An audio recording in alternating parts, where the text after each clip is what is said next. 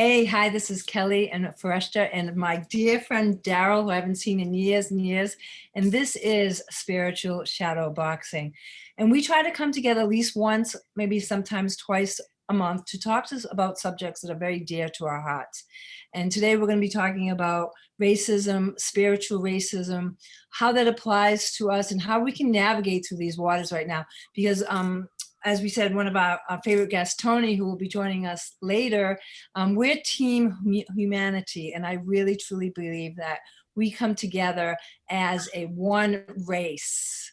And at some point when we can move through the separation, through the things that limit us, we will become stronger together as a one world, because we share this earth together. And last night I had some really crazy dreams. I was talking to my guides all night and they kept saying, are you going to remember this? I'm like, yeah, I'm going to remember it, but no, I don't remember anything. But the only thing I do remember is transformative. Yeah. Transform. It is a time for us to transform our expectations, our limitations, and expand our horizons and our consciousness. So there you go. So let's introduce our guest right now. This is my dear friend Daryl King Afam, and I have not seen him in about 20 years. And I feel so blessed and so honored that he has agreed to be a guest today. I first met Daryl at Equinox in the city when he was my boxing coach. And I love that tie into our Spiritual Shadow Boxing podcast, our title, because as a boxer, we know about shadow boxing, and it's very, very much part of our training. And spiritual shadow boxing is really, training with ourselves, facing our own shadows, because as we face our own shadows and heal those, we can help others kind of shine a light on what they need to heal, and we can come together. So he's been doing multiple things in the past 20 years. So I'm going to give the mic to him for him to further discuss about his journey in the last 20 years. Wow. Well, I will try to make it as succinct as possible. And again, it's Aiken Afam. See, I'm sorry. Human's my second language, so I'll just but everyone mispronounces it, so it's not a big deal. I just correct them and we just keep it moving. No, I'm glad to have this opportunity. And I had mentioned like how, this is one of the blessings of social media. Everything is everything, and everything is universal energy. So that means that everything has its time, its cycle, its season, and things come around and go around. So like you and I have had a 20-year, like our planets went out to the edges of the solar system and now they're coming back again in a 20-year cycle. And it kind of gives you, at least me, it allows a certain grace and patience in perseverance and living life, knowing that you don't have to cling to things in the here and now, being afraid that you're going to lose them, because there are good chances that they will come back or something similar or better will come through. So it's really important to go with these flows. But your intro and talking about human activism and spirituality and all of this stuff is, as I do what I call mindfulness-based racism reduction. I don't use the term anti-racist or an anti-racism agenda or whatever. I don't, because the idea of being against something is somewhat problematic from a Taoist standpoint. And I'm a martial artist as well, so I'm more about flow than conflict. Even though there is a time and place for conflict. But the idea of race is in the work that I do, and I do corporate work, institutional work, different types of organizational work around race and diversity and things of that nature. It is very important to be careful when you are working in the spiritual realm and use the moniker of spirit and the language of spiritual stuff, to be very careful about spiritual bypass when it comes to doing this work. Of course, yeah. Because the idea of race, while we are of the Homo sapiens sapien, lineage genetically and evolutionarily, race is still a very real and salient thing. And and I think I told you I'm a psychologist now. Did I not mention that to you? No. Yes. So within the 20 years, I went and I got a master's in leadership psychology. Um, it's important to work with race as a construct because it exists. Even if it's a mind thing, we've created this with our mind. Like a lot of people, when it comes to mind, they want to say, okay, we can create all these beautiful things with our mind, with the power of intention and focus and stuff like that. Well, you equally create other things that are energized and have effect on people's lives. So, like when it comes to America, those who started this American business model, between the other colonizers who went all over the world, were very, very keen on not only creating race, but perpetuating its mental construct, its schema. So it exists as a salient thing. And And I just want to interrupt you. I know talking about flow, and I'm sorry to interrupt your flow, but I do want to acknowledge that Tony has arrived and is here and this is an amazing conversation. I love everything that you've said, and it just, I want to dig deep even more, but I want to introduce Tony because we are live on Facebook. I want you to say hi energetically and through Facebook. nice to meet you, Tony. So Tony, just a quick little hello, and you've been a guest 3 times, so a little intro would be wonderful. Yeah, and I can begin with just thanking you, Tony, for coming back for more of this conversation and blessing us with your wisdom and everything that you have learned about this work as it relates to spiritual activism, as it relates to the soulful power of empathy within that world. That's what we're going to be talking about today, obviously with also the skill sets you both bring in the work and education you're doing. So leave that up to you, whatever you'd like to be seen in this moment. Thank you for joining us. Greetings, my fellow members of Team Humanity. Thank you for your patience. I wasn't planning on giving myself self-empathy for the last hour coming into this, and yet it seems like the universe wanted me to practice giving myself self-empathy. So I want to thank you for your patience.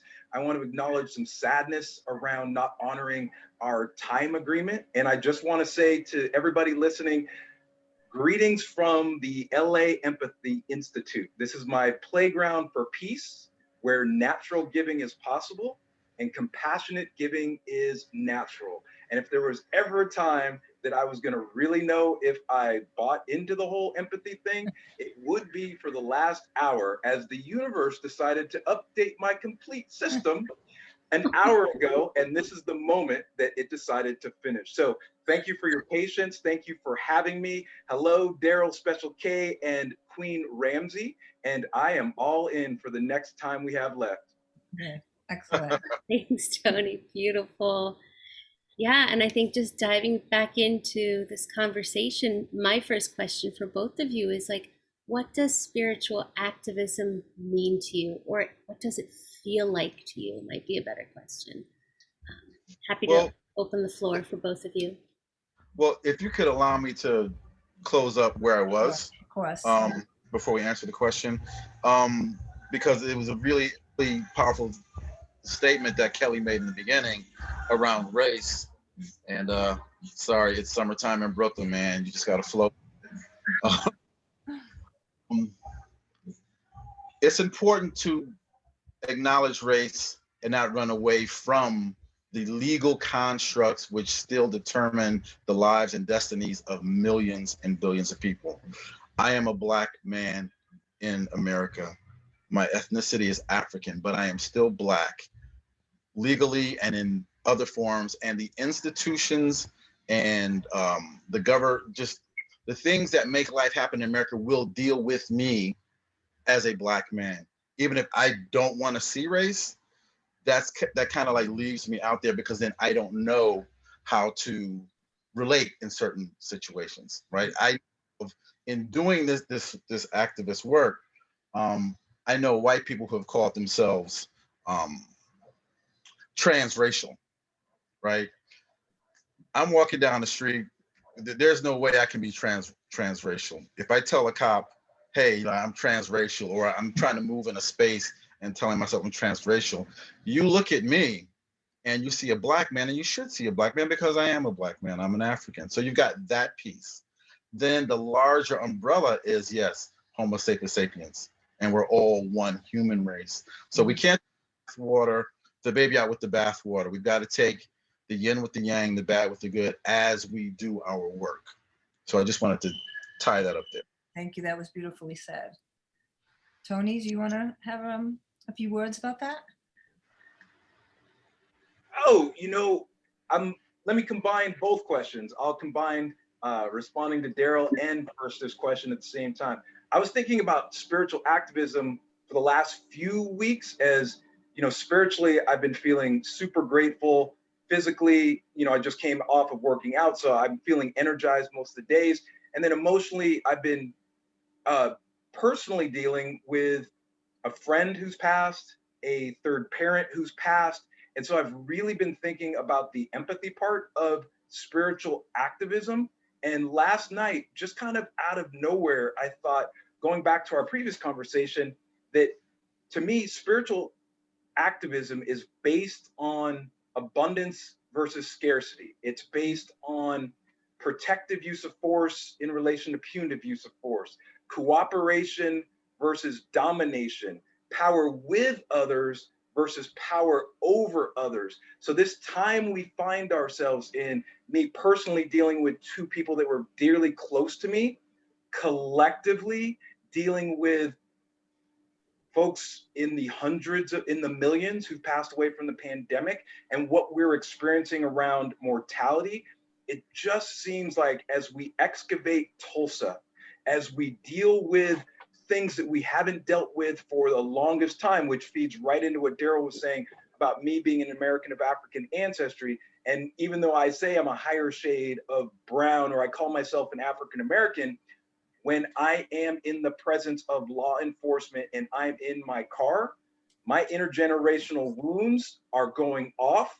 The police officer's bias are going off. And in that moment, they're not really going to be interested in me calling myself an American of African ancestry or a higher shade of brown. So as I was thinking about this topic, spiritual activism and empathy, as painful as this moment in time is, it really seems like with the excavation, with the new amplification, with everything that we're doing in this moment, that on the other side of this chrysalis, we are really going to spread our wings and fly. I hope that answered the question a little bit.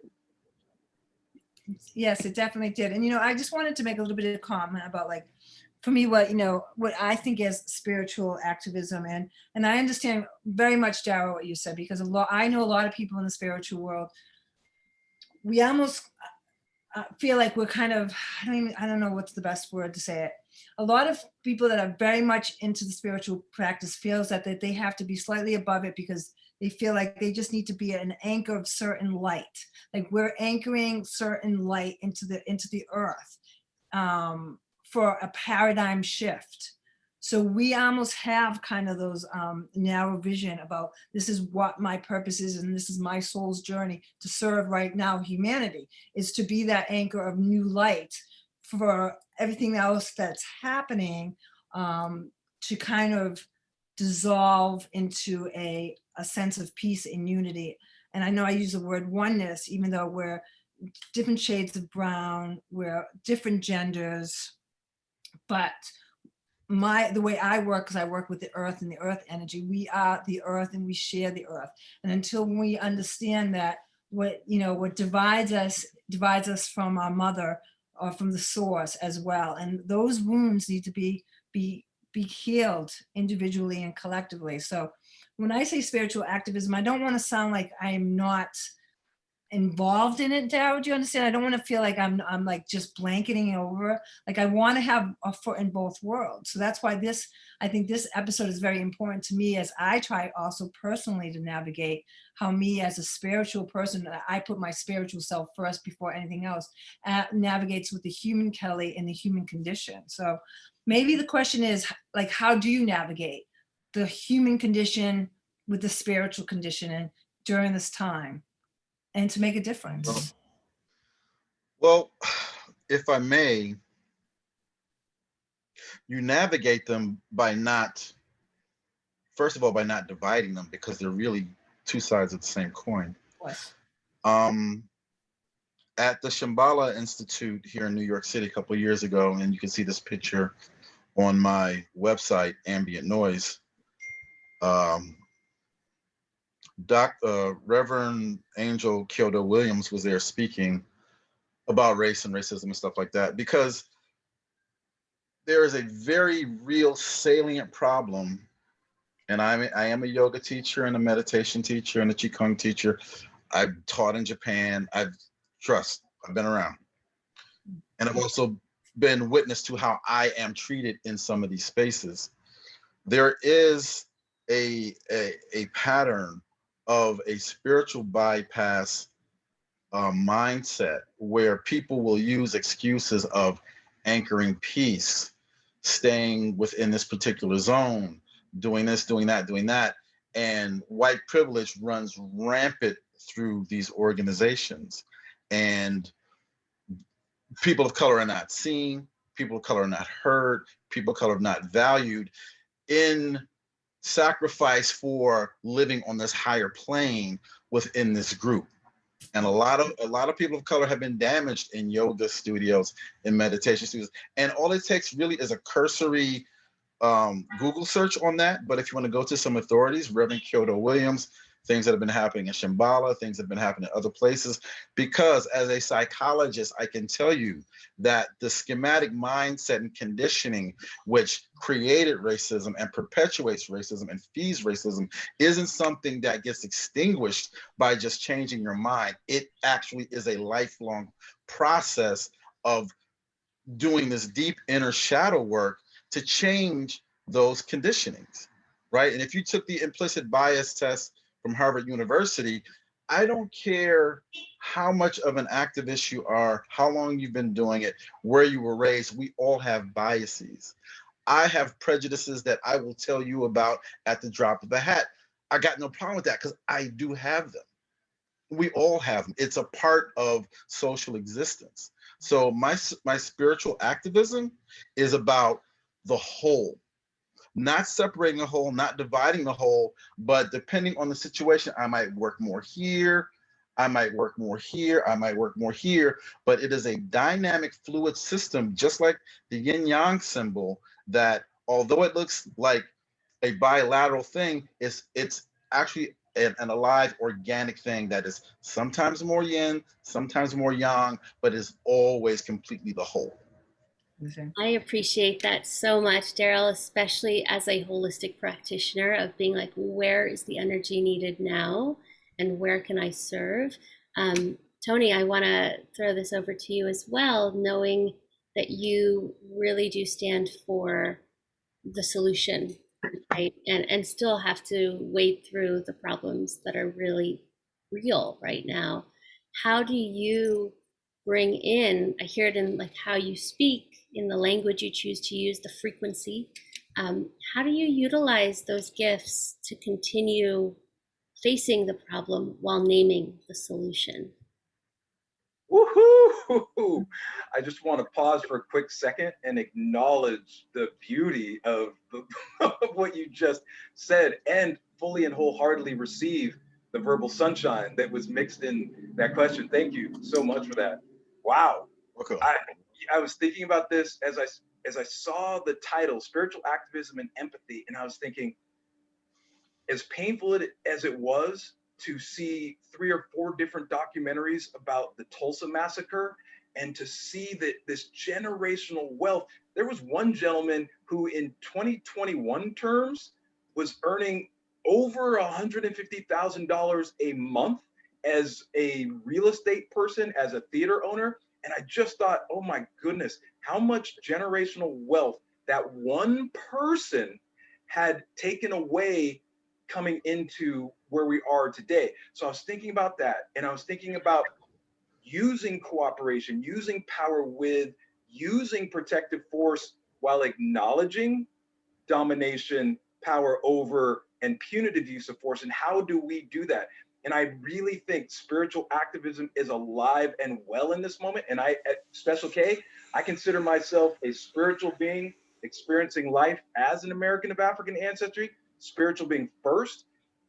In that space, I think it's an amazing time where spiritual activism is activated like I've never seen it before. And at the same time, the others, I thought spiritual activism be activated, everybody come on board, let's leave the chrysalis and let's fly away, butterflies. I had no idea that those who were invested in the chrysalis were going to fight this hard. So it's been really challenging. So kind of to answer your question, Fereshta, is empathy for me, which is three different things. It's a skill where we're guessing what other people are feeling and needing. So we're creating that quality of connection.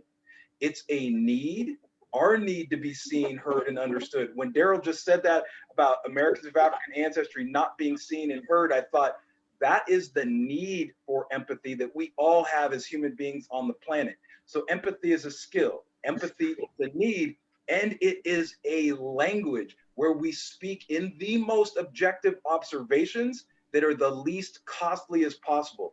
When I say American of African ancestry, when I say ethnic group privilege, or that I have gender group privilege, that is me attempting to use the most connecting language possible to create the most awesome quality of connection that I can imagine. So I think part of the answer to the question for me is acknowledging my pain while celebrating my joy, and constantly and never-endingly improve what I consider the three aspects of empathy: the skill, the need, and the language. And I do believe that language is such an important thing. You know, language is what can divide us and what can unite us. And as we know, like, you know, as God said, I am the word, right? And that I am, that preference that we put before anything, is so powerful as co-creators of this world. And no matter the state of the world as it is, we are co-creators. We have brought the world to where it is right now, unconsciously, most parts, and consciously. And I feel like, you know, we're talking very much specifically about African American and the slavery here, but we have to remember, as a human race, we've been enslaved for 15,000 years. We've been enslaved to this paradigm that creates uneven wealth, that creates injustice in the educational system, in the health system. You know, there's so many levels of slavery that we don't even touch upon. And I think it's so important that as we learn the skills to navigate and be both, of course, we're both spiritual and physical always, that is the blessing, because we are the divine experiencing life in the physical world. So as we are experiencing this and co-creating this, I think the bottom line is, how do we teach? And this question can be to Daryl, because I know he has leadership programs and everything. How do we teach that language to people? How do we teach them to understand that they are co-creating their reality? And even though that sounds biased, but we are in a very, very energetic term. So Daryl, maybe this question, and then Tony, to you, is what teaching tools do people need to learn when it comes to language? And what do you do with your group teaching and your leadership programs? Well, with the topic of co-creation and power of intention and things of that nature, just like most things in America when it comes to Africans here in America and Africans in Brazil and Canada and Central America and the Caribbean, it's not an even playing field, even in the realms of spirituality. And I'll give you an example. If you just want to think of the idea of power of intention, You could take a white person using the same mindfulness, meditative skills to intend a certain outcome, and take a black person and they could do the same exact things. But the framework, the energetic framework, and the system that controls the wealth, the resources, the access is tilted more towards these things flowing easier to one person than another person. So, what you can have is Black people in communities of energetic healing getting very paltry fruits for their efforts compared to their white counterparts. Mm. Because what we teach in the work that I do is that we go for authentic diversity versus cosmetic. Now, you talked about the power of words and what they can do. Words can also soothe and also hypnotize people as well. So when we do our work, it's all about being real. And that means looking at, and I'm glad Brother Tony mentioned this about Tulsa. It's like you've got to like sit with the reality of um, there is a huge power dynamic which has been in place in this country alone that has not changed one iota. And where you have exemplars like Oprah Winfrey, Muhammad Ali, um, just name great Black people who've done things. These are exemplars who are very siloed in certain areas, but their impact has not been an African ethnic um, conglomeration of building power for a people. Mm. You said Jewish people have this, Korean people have this, Chinese people have this, but just like Tulsa and Weeksville and Rose, every time Black communities gain power, it is a threat to the white power structure. So, in one way or another, things come in to disrupt that. So, whoever that was earning 150,000. You know, I know there are so many stories of people who have been terrorized by the government, by institutions, by just people in the community who don't want Black people to have the semblance of power. So, in doing the spiritual work, you've got to take in the fact that we don't start out on an even spiritual plane as well, because we just don't have the access to the things that we're trying to bring in, because everything happens in an environment, and the environment is shaped by the mind. And if the mind is still looking at Tony and saying, "This is a Black man," my internal bias is going to act a little bit differently than this other person over here who's white. And it can all be couched in spiritual terms. And this is what I mean by words can be hypnotic.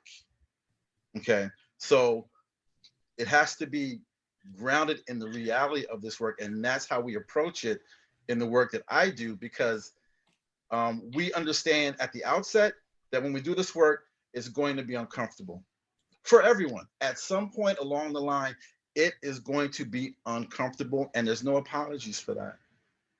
Mm. Yeah, I so appreciate that, especially what you brought up with shadow work, which is something I facilitate, which is like at some point, there has to be discomfort for there to be growth. Exactly. Yeah. Exactly. And if there's not, or if there's a shying away from it on a consistent basis, I guarantee you your organization or your personal work is in trouble. Yes. Whew.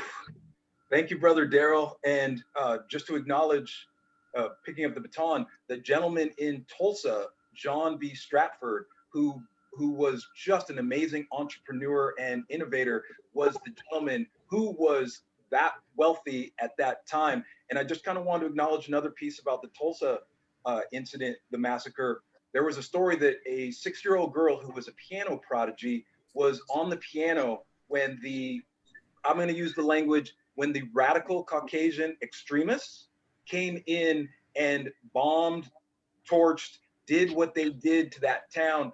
They walked into her house, took a hatchet, saw her playing the piano, just went at the piano with the hatchet. I was in tears listening to this. And then the story goes, hours later, she walked back up to the piano through what was going to be a lifetime of trauma after this. But afterwards, she walked up, hit a key, and it still played a note. And I just wanted to celebrate the resiliency of the group while we're commemorating the awful intergenerational wounds that have occurred to the group. Because that 6-year-old playing that key, it was destroyed, but it was not obliterated, kind of represents to me the resiliency. So I just wanted to acknowledge that really quick. On the language and what we do at the Los Angeles Empathy Institute, we believe in empathy before honesty, honesty before philosophy. So I had a friend who was just all in his ethnic group privilege. He was going pale male privilege on a tangent. My first empathic response was empathize with his intention before you request a change in his action. Empathize first and then have the conversation. So with all of the energy I could muster, I said, wow, that seems like it's really painful for you. It must be frustrating to have your needs for respect and consideration and being seen and being visible not be met. He's like, do you know what it's like to not be seen? I took a huge breath at the irony that he didn't see in that question. And I said, I'm guessing it is really, really, really excruciating for you. And he goes, oh, Brother Scruggs, it really is. I said, are you able to hear something I'd like to share? And he said, sure. I said, you posted something about Jackie Robinson breaking the color barrier. I'm curious, in the language of things, when we look at objectively, if human beings are shades of brown, and that's what my anthropologist uncle taught me when I was 8 years old, I said, didn't Jackie Robinson break the love barrier?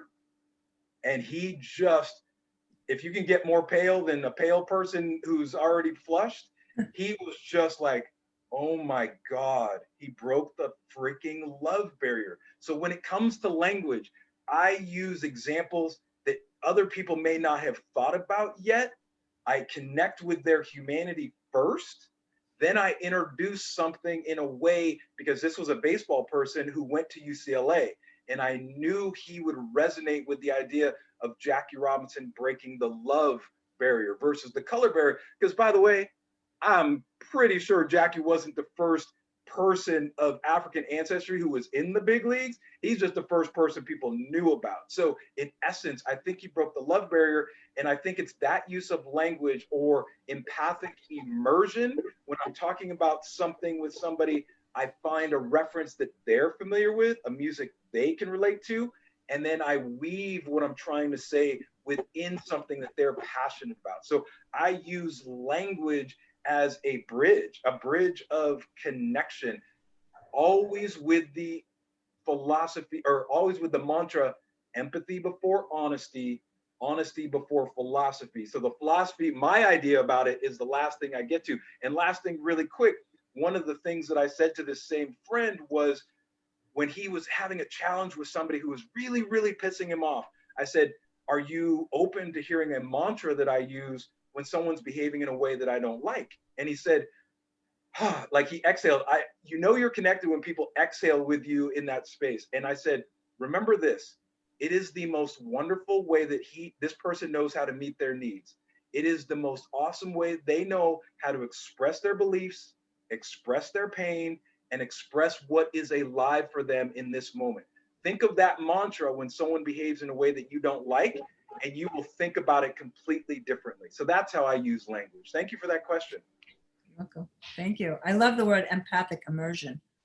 I love that term. I really do. Because I think it's, a common ground is to find an experience that you can share with somebody as a teaching tool. And if somebody, like you says, that exhale, like their nervous system has slowed down, they're ready to change their mind and expand their reality in a sense with that. I could just feel that, like that exhale, like that's what you want, like that. You know what? We need to take a big exhale, everybody on the friggin' earth. That's what we need to do. It's a big exhale, So thank you for that term. I wrote that down because I like that term. So. Well, it's interesting because all of the work that we do in ambient noise, which is the racism reduction social intervention that I created, is all based in Taoist philosophy, social psychology, and mindfulness. And pre-pandemic, we actually had physical human contact within doing our work. So I don't want anyone to get me wrong, that it's not, just struggle and pain and tears when we do this work. We start with the mindfulness, we do meditation, we have a yin portion, then we go into a yang portion. We talk about, like, I myself have been profiled at least 6 or 7 times. I've had guns drawn on me. I've been encircled by cops. And this is a very small number. Fortunately, I was not hurt or harmed. I was handcuffed, but we go through the ugliness in the middle, and then we have an exit at the end. It is important to get in touch with the trauma and with the legal reality of what we deal with if we're going to make real systemic change. Because, like I said, even on the spirit level, because of the fact that material is also spirit and spirit is also material, we don't start out on quite the same ground when doing the work. So that power differential must always be in the room and always challenged. Because if the power still lies where it was stolen in the first place, there's always going to be an inequity within the system. Because, like I said, with the Taoist symbol, we talk about the whole, we throw nothing out. Right. We keep it real from beginning to end. I love that. Yeah. And I want to bring into it, this is reminding me of my work in social justice in the Bronx, where, you go in to work on something and you realize it's so complex, right? It's so nuanced. And the work there was ending intergenerational poverty by harnessing local purchasing, mom and pop shops taking care of all that. Then we started looking at things like, how are the kids doing in school, and the ones that aren't doing well. And you start to realize they're not focusing on math because there's violence happening in their neighborhood, right? The things, like, it was like pulling all these different threads. So I'm wondering, just for our audience, especially with both the work you guys are doing, is how are you navigating that it is almost a big bowl of spaghetti versus one linear, clear piece to work on? Well, if I can go really quickly and succinctly, again, it's honesty and being putting the really uncomfortable stuff forward. Like, your example was really, really perfect. You said these kids can't focus on schoolwork because there's violence in the neighborhood. Then you have to say, well, why is there violence in the neighborhood? Now, depending on the person giving the narrative, they'll say, well, these are a bunch of Black people, they're violent, they kill each other anyway, that's how they are. Mm-hmm. Or you can say, well, this is something that is generational 1619, and this behavior and social engineering serves to keep people in power and serves to keep a certain dynamic, right? So if you do that and you're honest, that's how you can untangle a lot of these things. Because, like, I was going to apply to the University of Colorado to get my PhD in social psych.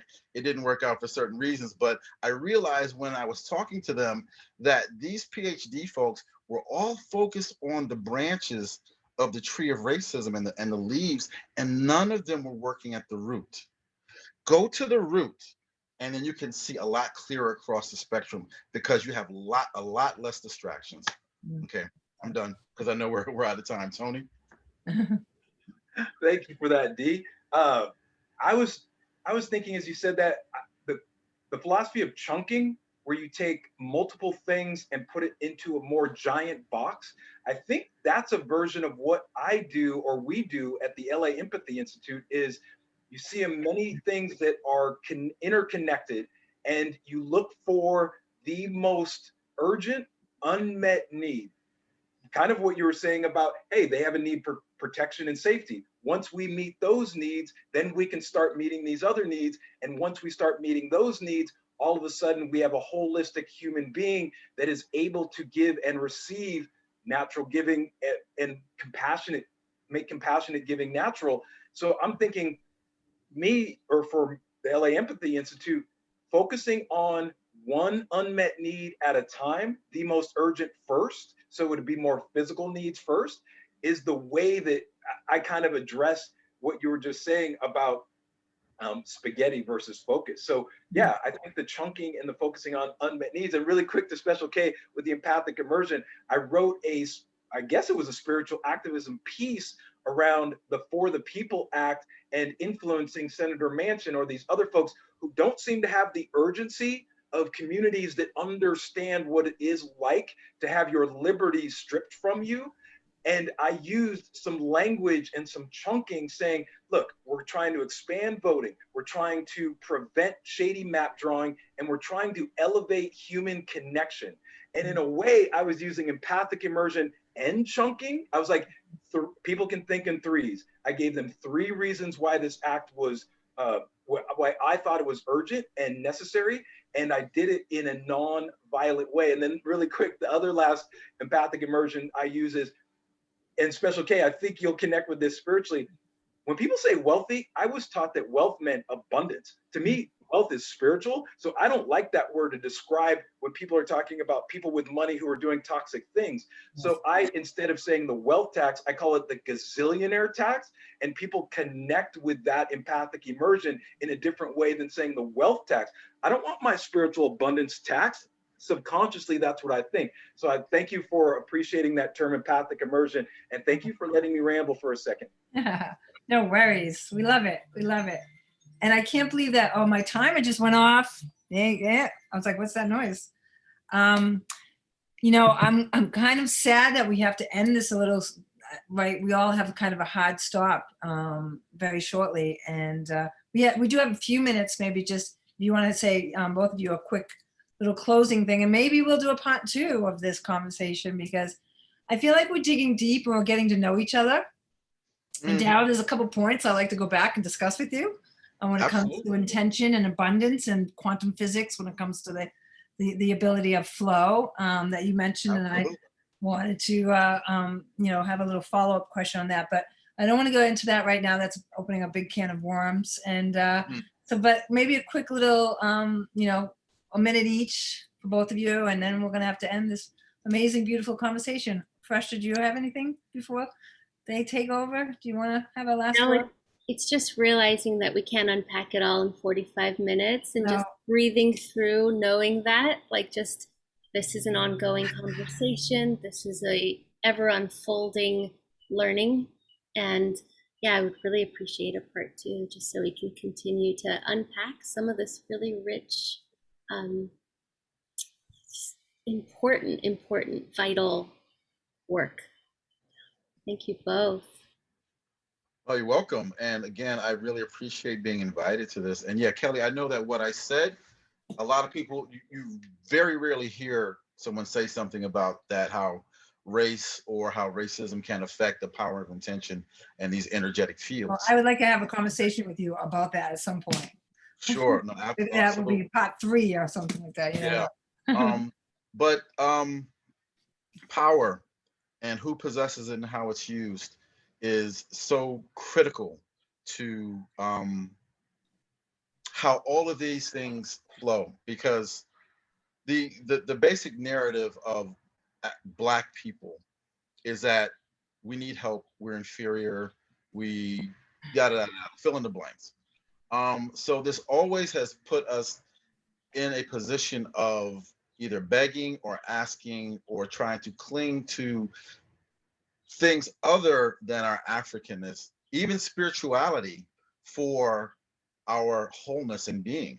And one of the things that we do because I have a couple of organizations, one of the things that we really do for Black folks, for African folks, is connect them to the pre-colonization, pre-slavery states of being, to where there's this whole swath of African spirituality, and I just don't mean Kemetic stuff, that so many Black people just have no idea, yet informs a lot of the things that you're talking about now, which were actually African concepts borrowed by the Greeks, borrowed by the Romans, borrowed by the Arabs, and disseminated out.